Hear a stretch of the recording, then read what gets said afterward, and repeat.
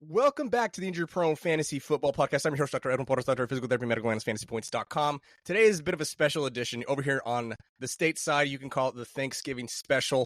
I know it's probably just another Wednesday for you. The NRL Physio, at NRL Physio on X or Twitter, or whatever you want to call it. Brien, Seeney, he's a physiotherapist and injury analyst for education on injuries in the NRL and all sports. So, for our short-sighted, tunnel-visioned American listeners, there are more sports, than just American football. We do have Australian football, as my dog is coughing over there. Sheesh. And it's rugby, right? So rugby is what what do you call over in Australia? First of all, thanks for coming on. What do you call, just American football, right? This is like the redheaded stepchild over there. Yeah, so I'm actually a big NFL fan myself, so this works out really well. This is like a crossover. Time zones help me keep in touch with the NRL and the NRL, which is the National Rugby League. So similar to you guys, National Football League. The National Rugby League is the game that I grew up loving, and something that I've followed, since I was a kid. But I've certainly got into the NFL over the last probably 10 years, pretty heavily as well. So yeah, it's a good crossover. And yeah, obviously on the topic we're going to talk about, it helps to have knowledge of both sports, which is good. So you are essentially in parallel. You're an injury analyst, right? I think you've been doing this. How long have you been doing this? Yeah, man. So I have been, I think 2016. For your listeners, effectively, I am the U of the National Rugby League, or really, I would say I'm the only person doing it in the Australian sporting landscape, which is crazy to me. I've seen how much time and effort it's taken to grow to where I am today, but just the fact of how many of you guys are in the US landscape, there's just so many these days. When I first jumped on Twitter, there was only really Dr. Chow, and that was about it, and Stefania probably with a 2. But now it's just, it's gone crazy, which is awesome. I love it, and I follow pretty much anyone I can get my hands on in that space. But yeah, I'm pretty much the only guy who exists in Australia. So look, that's probably part of my success, but yeah, I'm happy to be kicking it over there down under. Man, I love it. I love getting your take. I love following some of the stuff because there's so much, like you said, there's so much crossover. And if you want to hear more on Brien, make sure you follow at Magic Sponge Pod, where they go deep. When I was looking at your profile when we were setting this up, I was like, man, how did I not know this existed? I just need to read your bio more often. I'm probably going to dig into that podcast myself more. So again, Magic Sponge Pod to get more of Brien's take. So we've established he has been doing this longer than I have. He's been doing it over in Australia, and he has dealt with a lot of different topics, right? He knows what the injuries are, the mechanisms, the time that guys are going to miss, the performance impact. One of the things that I wanted to get him on here and talk about, though, is something that the NRL has legislated out of the game, and that is the hip drop tackle. Now, there are a lot of different lenses that you can look at this conversation in. And so, Brien, I wanted to really sort of first set the stage, and I want to separate the two topics or the two lenses you could view this as before we conflate things or the listener can sort of get confused. There is a difference between the conversation of, is the hip drop tackle dirty, and is the hip drop tackle safe? I want to keep those conversations separate because I do think that they are two different conversations, or sort of two different conversations out of the same topic. So we're coming at it as injury analysts primarily as, is it safe? And how, let's start with that. You sent me some really good resources and I'll post them down in the show notes, but I do want to know, if you could describe it as best as you possibly can, what is a hip drop tackle defined by sort of the NRL, or I guess just the rugby standards? What is considered a hip drop tackle? I know that's a tough topic, so take as much time as you need. No, not at all. Look, it's a tackle that certainly, even when, and to let your listeners know, this isn't something that was brought in the NRL and in rugby with, little controversy. Like all of the same discussions that I see you guys having online, and the pushback against, regulating this tackle we had it. We are still having it in the NRL and in NRL fans. They have the same feelings. We've had it legislated, I think, for around 2 or 3 years now, and it still gets pushback. There's still, I guess some tackles that are missed, some tackles that are charged that maybe shouldn't be. So it's definitely not a perfect system. But I will say that it's something that I got onto relatively early, and I liked. I claim it. I actually coined the term hip drop tackle. So I think the NRL came out and they said they wanted to call it the hanger, but I had been calling it hip drop for a while, and it just kind of caught on. So with the hip drop tackle, to identify a hip drop tackle, there's 3 real components, and I call them grip, twist, and drop. So effectively, the first component is the grip. So initial contact is made, and you're looking sort of around that hip/torso kind of region. So the tackler comes in and makes that contact around there and gets a grip. Then the twist happens where the tackler turns their body to be, it's usually side on to the ball carrier. So usually one of their hips turns out away from the ball carrier. And then the third component, which is obviously the most important component, is the drop. And that is where the tackler drops their hips or their buttocks directly onto the lower legs of the ball carrier. Now, with this component, there's a few things. So with the drop, it's worse if the tackler loses their feet, is what we call it in rugby league, which is where they lift both feet up off the ground and use that momentum of the body to fall down onto the lower legs. The reason that is not good and increases the danger of the tackle is once they lift their legs and lose their feet, they lose control of the tackle. And that's what we talk about a lot with a lot of our tackles in rugby league, is how much control does the tackler have over the consequences of that tackle? Because once they lose control, and one of the tackles we have is called like a spear tackle, which is where you lift the legs and drop the player onto their head. That has been illegal for a long, long time, because as soon as you do that, you lose complete control of the tackle and lose complete control of safety over that player. So once players lose their legs and drop down, that is seen as losing control of the tackle. And so it starts to head more into like a reckless kind of tackle, which is what they don't like. And then the other component is once they drop, is that contact directly to the lower leg? So in other words, they don't hit the ground first, with the ground absorbing some of that impact.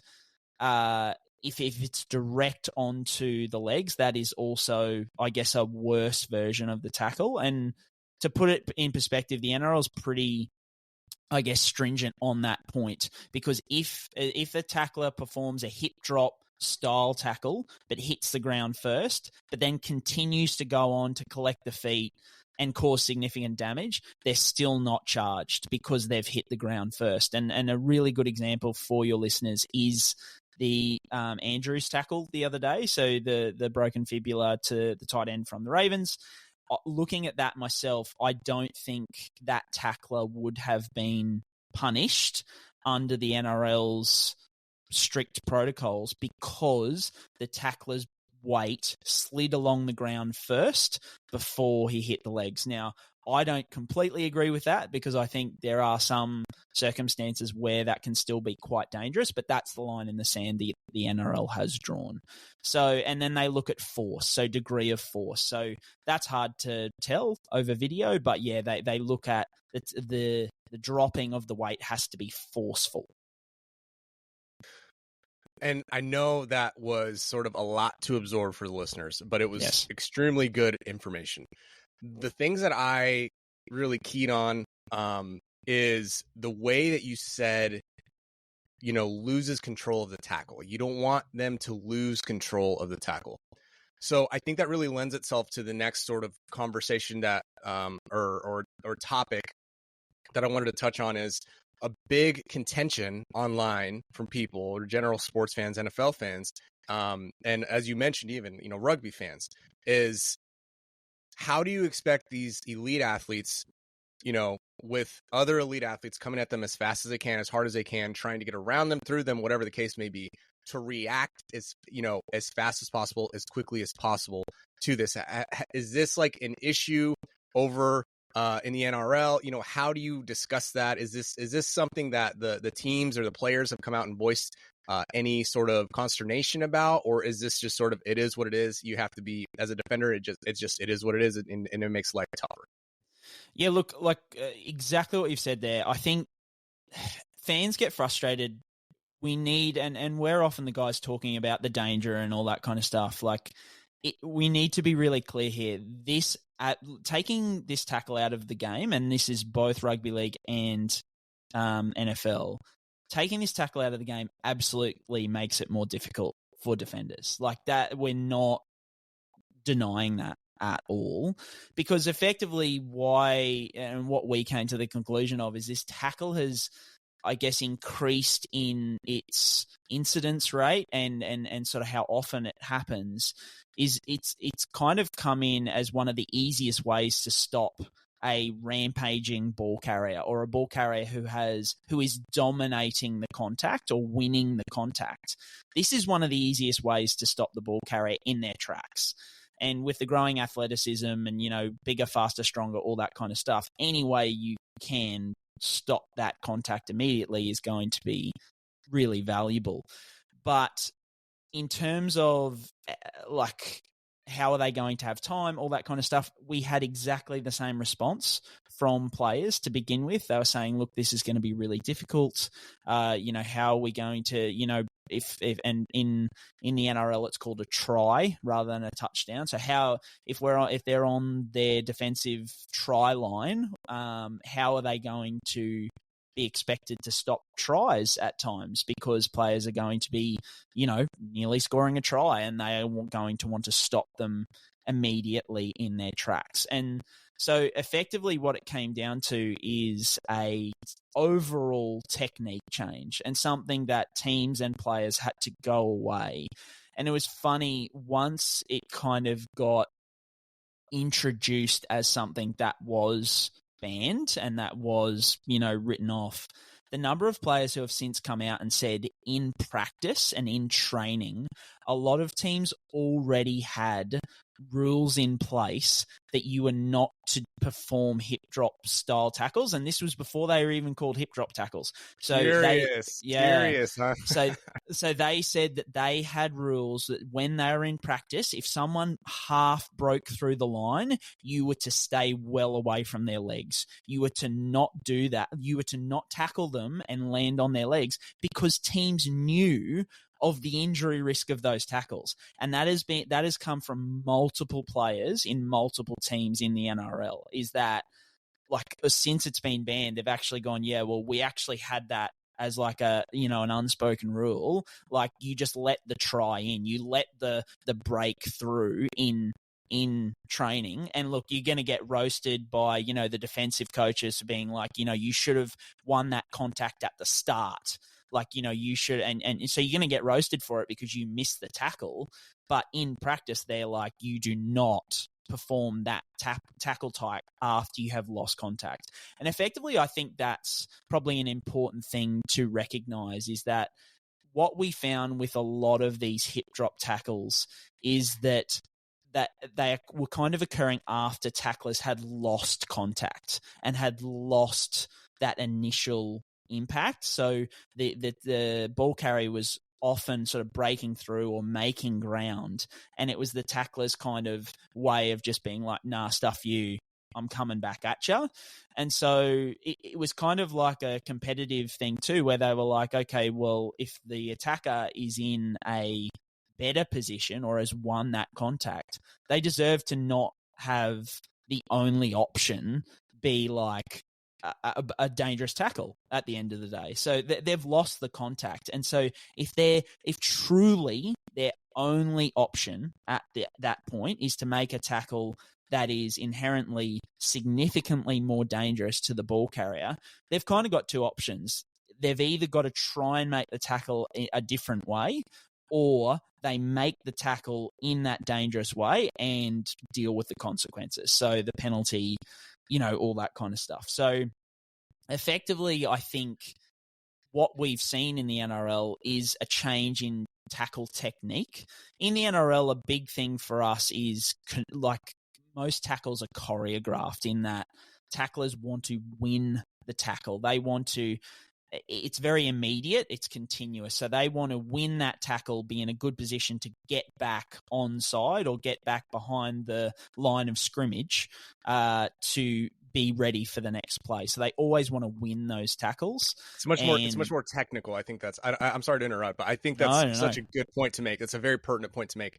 It is very different NRL versus NFL. Obviously there are similarities, but in the NFL, you make a tackle, guy goes down, defender goes down, plays over. There's no technicality on having to get back to the line.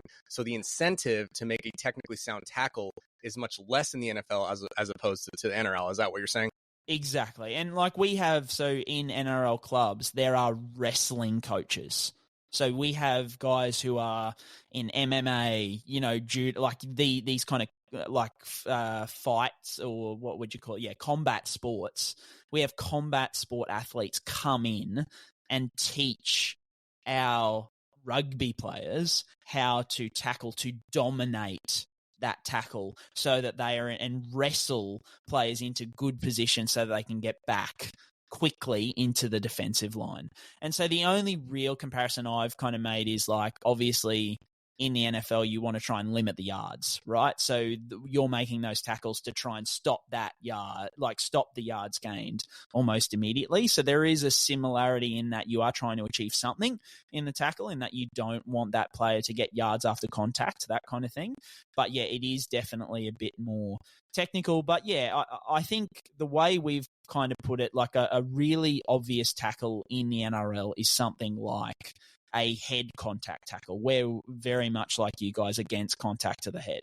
And so that, as they've said, if truly the only option for someone to stop a ball carrier is to whack them in the head, if the position they've put themselves in, or the position the attacker has gotten into, is that the only way for the defender to stop that play from continuing is to whack them in the head, then you've lost. As the defender, you've got to do one of two things. You've either got to lose and be like, okay, I lost, or you've got to whack the guy in the head, and you're obviously going to, have the consequences for that. So this is where the hip drop tackle falls in. Obviously, it's a lot more of a natural footballing play than whacking some guy in the head. So this is where the grey area is where you want to sit on that. But it's purely just, I guess, the high degree of danger that we've seen. I think 25 times the risk of significant injury in those tackles. That's I guess that's kind of similar to what we found as well. But yeah, I've rambled on and on, but to answer your question, it just comes down to an overall technique change, and NRL players have been able to do it quite well. The hip drop tackle still occurs, and there are still going to be times where it happens completely innocuously, but they have been happening less and less since it has come in as something that has been policed. No, so you mentioned the risk is 25 times higher for a hip drop tackle. Is that what you're saying? Yeah, so the risk of injury, and I think this, unfortunately, the NRL doesn't release the specific stats. So the 25 times actually came from the NFL. Their head of, I think it's safety or player safety or something like that, came out and said that their initial findings had said that hip drop tackles had a 25 times greater injury risk than other, straightforward tackles. In the NRL, it was just said to be significantly higher. So they didn't come out with the specific numbers. But yeah, you can see, and it's not only that, say for every 100 hip drop tackles versus 100, straightforward tackles. And when I say straightforward tackles, the thing that they focused on a lot in the NRL, which for the NFL it might be similar, is to tackle through players rather than tackle around players. So I think for that Mark Andrews one, a pertinent point was he tackled, and when he tackled and twisted, he ended up around the other side of Mark Andrews, whereas the option in that tackle is to just run straight, with that low head, shoulder straight into the hips and tackle through him. So when you fall down, when that player falls down on Mark Andrews, his chest is the part of his body that falls on Mark Andrews' legs. It's not as he twists the lower leg, the hips land on it. It just has a much higher risk of injury. And when tackling through, you probably have a slightly increased risk of missing the tackle or being bumped off the tackle. But that's kind of what we focus on, is tackling through the player rather than tackling and twisting around them. That's really good information. I mean, this has been fantastic, but I do want to get into one more thing here, at least one more thing, is what have you seen? How have injury rates been impacted by the rule change, the legislation change over in the NRL? And on top of that, if you could, what the follow-up would be, how often are you actually seeing players suspended? Because that's where fan bases will throw their arms up and are, clutching their pearls, is, well, I don't want my star linebackers, my star corner, being suspended a game, 2 games, whatever the NFL would decide to land on, if this tackle becomes, sort of part of being legislated out of the game. So really, what have you seen with injury rates, and how often are guys actually, suspended or fined or whatever the case may be? Yeah, so this is the part where the NRL is massively still a work in progress. But what I will say is it's not just hip drop tackles where the NRL has this problem. The big word that NRL fans and NRL pundits, NRL teams, NRL players are looking for is consistency with not only fines but suspensions. And the NRL, we call it the judiciary process. So the judiciary and the match review committee sit down and make these decisions. The inconsistency in that process is still significant. And that, as I said, that's not just for hip drop tackles. That is for many tackles. That is for high tackles, so head contact, those kind of things. So my answer to your question is the suspensions have definitely... I wouldn't say there's been a heap of them. We've actually adopted in the last couple of seasons more an NFL style punishment system, where if you went back kind of 5 years, players were very heavily suspended for games with very few fines. Fines were not really a thing. It was all mainly like suspensions. So, miss a game, miss 2 games. Whereas now it's definitely switched to be most first offenders will receive a fine, and you will only then be suspended once you've had multiple incidences or multiple infringements within a season. So if you're a repeat offender, you will start to miss games. Whereas if you only have, that one incident and then you learn from that, then you're going to face a fine as opposed to a suspension. So the suspensions probably haven't been huge. The biggest thing is they have been inconsistent. We've seen some hip drop tackles that are absolutely horrific, and I think just horrible technique, like where the ball carrier wasn't really moving. I think there was one in the CFL. Is that college football league, or is that NCAA? Canadian. Sorry, is what you get. Canadian football league versus NCAA. No. Yeah, NCAA. There was a really horrific hip drop tackle where, and these are the ones in the NRL where the ball carrier is almost stationary, and there's so many different options when a ball carrier is mostly stationary to how to get them to the ground. And that happens in the NRL too. And those kind of tackles where they're stationary and a hip drop tackle occurs, they're the ones that in my eyes and in many people's eyes are the worst ones. And we've seen ones like that and they cop nothing. And then there's these ones where it's just innocuous. It just kind of happens with the contact and it's like a 2-3 game suspension. So we definitely haven't got that side of things right. We're a work in progress there. But as I said, I will say that's not just hip drop tackles. That's across the board. In terms of injury rates, there definitely has been less and less injuries due to hip drop tackles because they're happening less. And players are certainly more wary of them. So, you can see them thinking about it when they get into tackles. sometimes to be like, okay, I won't twist and do that kind of stuff. They just change the way they take players to the ground. So in such a high speed sport like the NFL, where look, rugby league is very high speed and very high impact, but probably not to the level NFL is. So it is absolutely magnified in the NFL, but it can be done, and it does bring down injury rates, which is, what they're looking to do by getting rid of this tackle.